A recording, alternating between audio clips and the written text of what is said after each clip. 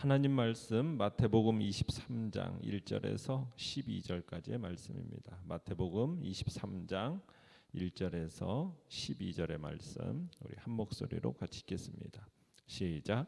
이에 예수께서 무리와 제자들에게 말씀하여 이르시되 서기관들과 바리새인들이 모세의 자리에 앉았으니 그러므로 무엇이든지 그들이 말하는 바는 행하고 지키되 그들이 하는 행위는 본받지 말라. 그들은 말만 하고 행하지 아니하며 또 무거운 짐을 묶어 사람의 어깨에 지우되 자기는 이것을 한 손가락으로도 움직이려 하지 아니하며 그들의 모든 행위를 사람에게 보이고자 하나니 곧 그 경문띠를 넓게 하며 옷수를 길게 하고 잔치의 윗자리와 회당의 높은 자리와 시장에서 문안받는 것과 사람에게 랍비라 칭함받는 것을 좋아하느니라. 그러나 너희는 랍비라 칭함을 받지 말라. 너희 선생은 하나요 너희는 다 형제니라. 땅에 있는 자를 아버지라 하지 말라. 너희의 아버지는 한 분이시니 곧 하늘에 계신 이시니라. 또한 지도자라 칭함을 받지 말라. 너희의 지도자는 한 분이시니 곧 그리스도시니라. 너희 중에 큰 자는 너희를 섬기는 자가 되어야 하리라. 누구든지 자기를 높이는 자는 낮아지고 누구든지 자기를 낮추는 자는 높아지리라. 아멘. 오늘 말씀의 제목은 위대함은 섬김에서 나온다라는 제목으로 말씀을 나눕니다. 우리가 예수님께서 율법사 또 그와 함께 온 바리새인들과 대화하는 장면을 우리가 어제 말씀을 통해서 보았죠. 예수님께서 그들과 대화하신 후에 그들에 대해서 무리에게 가르쳐야 할 필요성을 느끼셨습니다. 이스라엘의 선생으로 자처하는 이 서기관들 그리고 바리새인들에 대해서 그들의 가르침을 어떻게 받아들여야 할지 그 무리에게 분명하게 가르쳐야 했던 겁니다. 이 사람들은 성경에 대해서 남다른 지식과 이해를 가지고 있었기 때문에 더욱 경계할 필요가 있다고 느끼신 거죠. 내용 관찰 문제 1번을 보시면 앞서 종교 지도자들과 논쟁하셨던 예수님은 이제 무리와 제자들에게 무엇을 교훈하십니까? 자, 3절을 보시면 예수님은 무리와 제자들에게 서기관들과 바리새인들이 말하는 바는 행하고 지키되 그들의 하는 행위는 본받지 말라 가르치십니다. 왜냐하면 이 사람들은 자기 시대를 위한 모세의 후계자로 스스로 생각을 했지만은 말만 하고 그대로 행하지는 않았기 때문입니다. 이 서기관들은 율법을 순전하게 보존하고 대대로 전하려는 목적으로 여러 가지 일을 했던 사람들입니다. 성경을 나름대로 부지런히 연구해서요 그 깨달은 바를 백성들에게 가르쳤습니다. 또 유대인의 공회라고 하는 사내들인 그 공회에서 이스라엘의 중요한 결정을 참여하기도 했던 사람들이에요. 자, 그러나 예수님은 이 서기관들이 모세의 권위를 의지해 가지고 나름대로 스스로 성경을 보존하고 그 뜻을 가르치고 깨달아서 가르치는 선생으로 자임하고는 있지만은 이 선생의 역할을 제대로 감당하지 못하고 있다는 것을 지금 말해주고 있는 겁니다. 스스로는 생각하는 거죠. 우리는 이런 귀한 직책을 맡은 자들이다라고 말은 하지만은 실상 그 말뿐이라는 거예요. 그 직책을 제대로 수행하지 못한다는 거죠. 그 직무를 제대로 감당하는데 실패한 자들이다. 이렇게 예수님이 지금 말씀하시는 겁니다. 그러니까 이 사람들은 그들이 가르치고자 하는 율법, 하나님의 말씀 이것 자체는 지키고 행하라. 지금 그런 뜻으로 주님이 말씀하시는 겁니다. 내용 관찰 문제 2번을 보시면 서기관들과 바리새인들의 행위를 본받지 말아야 하는 이유는 무엇입니까? 자, 예수님께서 서기관과 바리새인들이 범한 가장 심각한 오해에 대해서 이제 지적을 하시는데요. 그들이 범한 가장 큰 잘못 첫 번째는 뭐냐면 이 율법을 짐스러운 것으로 만들어 버린 거라고 지적을 하십니다. 그러니까 4절에서 그런 거예요. 무거운 짐을 묶어 사람의 어깨에 지웠다. 이렇게 표현하고 있어요. 그러니까 율법을 짐스러운 것으로 만들어 버린 거예요. 율법은 높고 거룩한 겁니다. 그래서 그것을 제대로 가르쳐서 사람이 아예 질 수 없다라는 것을 깨닫게 해줘야 돼요. 그러니까 율법으로 우리가 행해서 구원을 받을 수 있는 것이 아니라는 거죠. 율법이라는 것은 우리에게 왜 주어진 겁니까? 율법이라는 것은 우리로 하여금 죄를 깨닫고 하나님 앞에서 내가 정죄받아 절망할 수밖에 없는 존재라는 것을 깨닫도록 주신 거예요. 그리고 그런 사람으로 하여금 하나님과 하나님의 긍휼과 은혜로 내가 은혜밖에는 기대할 게 없다, 이것을 깨닫도록 주신 게 율법이에요. 그런데 그렇게 깨닫게 하는 이 일에 지금 이 사람들이 실패했다라는 겁니다. 마치 이들의 가르침은 율법을 지킬 수 있다, 그 율법을 지켜서 의와 영생에 이를 수 있다, 이런 허망한 환상을 심어주어 가지고 사람들로 하여금 헛되이 자기 힘으로 율법을 지키려고 애쓰게 했다라는 거예요. 그런 과정 속에서 이 율법은 사람을 짓누르는 짐이 되고 말았다라는 거죠.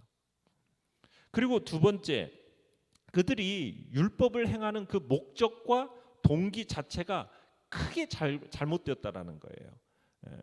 그 5절부터 보면은 그 모든 행위를 왜 했다라고 얘기하고 있습니까? 사람에게 보이고자 했다라는 거예요. 보이고자. 그러니까 서기관들과 바리새인들이 율법을 지키려는 그 동기와 목적이 철저히 인간을 향한 것이고 인간을 의식한 거라 했다는 거예요. 그래서 그들의 모든 행위는 사람들에게 보이기 위한 것이었다는 거죠. 그러니까 그들은 율법에 대해서 그들이 그 율법에 대한 열심은 왜 그랬느냐? 사람들에게 보이기 위해서. 그래서 경문의 띠를 넓게 하고 옷수를 길게 해서 사람들에게 잘 보이게 했다라는 거예요. 이 경문이라는 것은 뭐냐면 말씀을 기록한 작은 두루마리를 넣는 검은 가죽 상자입니다. 그런데 이것을 두 개를 가지고 다니는데 각각 왼팔의 위쪽 그리고 이마에 매달고 다녔습니다. 이게 경문을 넓게, 그 띠를 넓게 해가지고 사람들로 하여금 잘 보이게 하려고 했다는 거죠. 또 그들은 6절에 보시면 잔치의 윗자리, 회당의 높은 자리에 앉는 것, 이걸 좋아하고요. 사람이 많이 모이는 시장, 여기에서 문안받는 일, 또 사람들에게 랍비라는 소리를 듣기를 좋아했다라는 거예요. 그들이 하나님의 법을 지키고자 한 게 아니고 결국은 왜 하나님의 법을 지키려고 한 겁니까? 이유가 뭐예요? 결국에는 사람들에게 자랑하고 높임받고 사람들로부터 칭송과 영광을 구했기 때문이다. 지금 그렇게밖에 말할 수가 없는 겁니다. 이 사람들이 지금 계명을 지킨다고는 하였지만 정작 그들의 마음에는 전혀 하나님이 계시지 않았던 거예요. 그들의 소위 경건한 말, 경건한 행동이라는 것은 하나님과는 상관이 없는 것이었고 어떻게 보면은 사람을 속이는 구호에 불과했다라는 거죠. 그 생각 속에서 하나님이 멀어지다 보고 사라지다 보니까 그들은 오로지 그냥 사람의 판단, 사람의 눈치 이것만을 살피게 되었고 이게 점차 계명을 지키는 동기와 목적 자체를 변질시켜 버렸다는 거죠. 그러니까 이 사람들은 하나님께서 인정하는 의 대신에 결국에는 인간적인 수준의 의를 추구하는 것뿐이었어요. 그러니까 율법의 참뜻을 가르쳐서 그 앞에서 절망한 죄인으로 하여금 오직 긍휼을 베푸시는 하나님의 의를 바라보고 구하도록 인도했어야 되는데 그러는 대신에 율법의 온전한 뜻을 낮춰버려 가지고 왜곡시켜 가지고 하나님 앞에서 아무 가치도 없는 그 인간적인 수준의 의를 붙잡게 만들었다는 거죠. 이것이 그들이 범한 가장 큰 죄악이다 얘기하고 계시는 거예요. 자, 연구와 묵상 문제 3번입니다. 자신을 낮추는 자가 높아지는 이유는 무엇이겠습니까? 자, 8절부터 이제 12절까지를 이렇게 쭉 보시면은 너희는 랍비나 아버지나 지도자라 칭함을 받지 말라 이렇게 말씀을 하세요. 이 말씀은 바리새인들의 이 사람의 인정, 칭찬인 것을 바라는 욕망, 철저히 인간적이고 인간 중심적인 그 경건을 지적해서 경계하신 말씀입니다.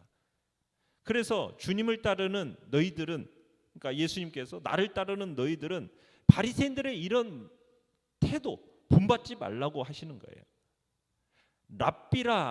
랍비라고 그러죠. 랍비라 칭함을 받지 말라. 이 랍비라는 말은 뭐냐면 마땅히 존경할 대상으로서 모든 면에서 배우고 따라야 할 모범입니다. 그러니까 내게 바른 길을 가르치고 보여주는 스승, 이런 의미가 바로 랍비라는 의미입니다. 그러니까 예수님께서는 그를 따르는 자들에게 너희는 다른 사람들로부터 뭐 크고 위대한 자다 이렇게 존경받으려고 하지 말라는 거예요. 다른 사람이 너희를 그런 자로 부르게 하지도 말라, 이렇게 가르치고 계시는 겁니다. 왜냐하면 너희는 모두 한 아버지에게서 태어난 형제들이라는 거예요. 다 동등하다는 거예요. 모든 사람들로부터 크고 위대한 자라고 불릴 만한 사람은 아무도 없다. 지금 이런 얘기를 하고 계시는 겁니다. 지금 8절에 그런 얘기를 하는 거예요. 그래서 10절에 보면 너희 모두로부터 크고 위대한 자라고 불릴 수 있는 분은 누구밖에 없다고요? 단 한 분, 그리스도밖에 계시지 않다. 지금 이 얘기를 하고 계시는 겁니다. 너희는 다 형제다. 형제라는 의미가 뭡니까? 한 아버지에게서 나온 자, 동일한 존재 근원에서 나온 자, 이런 뜻이거든요. 그러니까 모두 다 같이 단 한 분, 하나님으로부터 태어난 동일한 본질과 동일한 신분을 가진 자라는 뜻으로 지금 너희는 다 형제다라고 얘기하는 겁니다. 그러니까 우리 모두가 다 한 분 하나님으로부터 태어난 자녀들이고 동등한 형제들이니까 마치 그 가운데서 나는 특별한 존재인 것처럼 자기를 높일 수 있는 자는 아무도 없다라는 거죠. 그 얘기를 하고 계시는 거예요.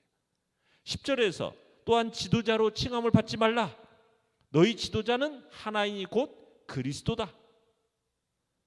내가 걸어가야 할 길을 보여주고 나를 가르쳐줄 그 인도자, 그 인도할 지도자, 그분은 누구밖에 없다라는 겁니까? 그리스도 한 분뿐이다. 믿는 자의 경우에 그의 길을 맡기고 인도해 주실 바라야 할 대상, 그 대상은 어떤 사람도 아니고 오직 예수 그리스도 한 분뿐이시다. 이렇게 말씀하고 계시는 거죠. 하나님 나라에서는요, 모두 한 아버지에게서 태어난 형제일 뿐이라는 거예요. 그러니까 누구도 자기를 높여서 큰 자다, 위대한 선생이다 자처할 수가 있습니까? 없습니까? 없다라는 거죠. 그래서 천국은 오히려 11절에서 보면은 뭐예요? 큰 자가 작은 자를 섬기는 나라라는 거예요. 자기를 높이는 자는 낮아지고 자기를 낮추는 자가 오히려 높아지는 나라, 그 나라가 천국이다 얘기하시는 거죠. 그래서 천국에서 유일한 선생이시면서 지도자이신 그리스도께서도 어떻게 보면 하나님으로서 높임과 섬김을 받으시는 것이 합당하신 그리스도께서도 섬김을 받으려 하지 않으시고 오히려 자기를 희생해서 그의 백성을 섬기셨어요. 하나님이신 그가 자기를 지극히 낮추어서 사람이 되시고 자기를 내주어서 그의 백성을 섬기셨어요. 그러니 아버지께서 그를 높이셔가지고 아버지의 모든 것, 천지 만물을 그의 손에 다 내어 맡겨 다스리게 하신 거 아닙니까? 그러니까 누구든지 자기를 그리스도와 같이 낮추는 자가 바로 높아지게 된다라는 것을 우리에게 다시 한번 말씀하시는 거예요. 자, 그러면서 12절에서 누구든지 자기를 높아지는 자는 낮아지리라, 이 하신 말씀 속에는 무슨 얘기가 들어있냐면 마치 스스로 의를 행할 수 있는 것처럼 자신을 신뢰하고 자신을 높이고 자신을 자랑하는 자는 헛되이 수고하고 애쓰는 것으로 그칠 뿐이요 결코 의에 이르지 못할 거라는 거예요. 하나님께서 그의 의를 인정하지도 않으시니까 불의한 자리에서 결코 벗어나지 못할 거라는 경계의 말씀이 들어있어요. 그러면서 자기 스스로 의롭다고 생각해가지고 모든 사람이 그를 인정하고 칭송해도 결국에는 하나님께서는 그를 죄인의 자리에 낮춰버리실 거라는 거죠.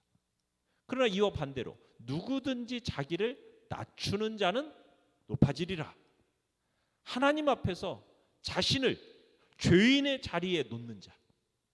나는 하나님 앞에서 죄인이요, 범죄한 자요, 하나님 앞에서 죄인 중에 괴수요, 그렇게 자신을 낮추는 자는 어떻게 돼요?